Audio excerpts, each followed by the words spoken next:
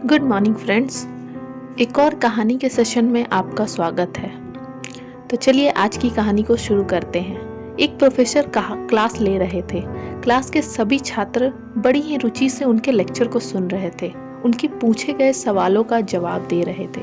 लेकिन उन छात्रों के बीच कक्षा में एक छात्र ऐसा भी था जो चुप-चुप और गुमसुम बैठा हुआ था। प्रोफेसर ने पहले दिन उस छात्र को नोटिस कर लिया, लेकिन कुछ नहीं बोले।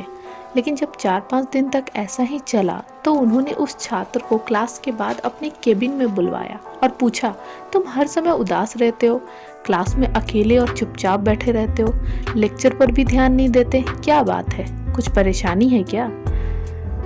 छात्र कुछ हिचकिचाते हुए बोला, सर वो मेरे अतीत में कुछ ऐसा हुआ है जिसकी वजह से मैं परेशान रहता हूँ, समझ में नहीं आता कि क्या करूँ।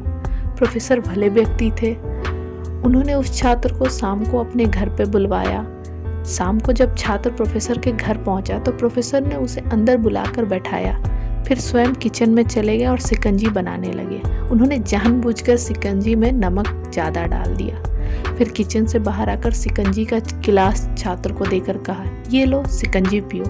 छात्र ने गिलास हाथ में लेकर जैसे ही एक घूंट लिया, अधिक नमक के स्वाद के कारण उसका मुंह अजीब सा बन गया।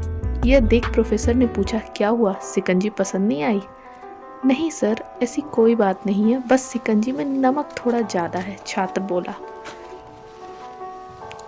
अरे अब तो ये बेकार हो गया, लाओ गिलास मुझे दो, मैं इसे फेंक देता हूँ। प्रोफेसर ने छात्र को गिलास लेने के लिए अपना हाथ बढ़ाया, लेकिन छात्र ने मना करते हुए कहा, नहीं सर, बस नमक ही तो ज़्यादा है, थोड़ी चीनी और मिलाएंगे तो स्वाद ठीक हो जाएगा। ये बात सुन के प्रोफेसर गंभीर हो गए और बोले, सही कहा तुमने, अगर इसे समझ भी जाओ, ये शिकंजी तुम्हारी जिंदगी है, इसमें घुला अधिक नमक तुम्हारे अतीत के बुरे अनुभव हैं। जैसे नमक को शिकंजी से बाहर नहीं निकाल सकते, वैसे ही बुरे अनुभवों को भी जीवन से अलग नहीं कर सकते। वे बुरे अनुभव भी जीवन का हिस्सा ही है। लेकिन जिस तरह हम चीनी घोलकर शिकंजी का स्वाद बदल सकते हैं, वैसे ही बुरे अनुभवों को भूलने के लिए जीवन में मिठास तो घोलनी पड़ेगी ना। इसीलिए मैं चाहता हूँ कि तुम अब अपने जीवन में मिठास घोलो। प्रोफेसर की बात सुनकर छात्र समझ गया और उसने निश्चय किया कि अब वह बीती बातों से परेशान नहीं होगा।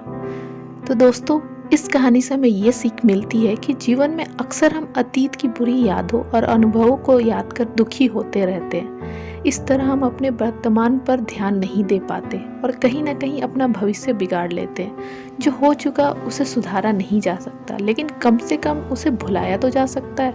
और उन्हें भुलाने के लिए नई मीठी यादें हमें आज से ही बनानी होगी। जीवन में मीठे और खुशनुमा लम्हों को लाइए, तभी तो जीवन की मिठास आएगी। तो इस बात को हमेशा याद रखिए और इसे अपने जीवन में भी अप्लाई कीजिए।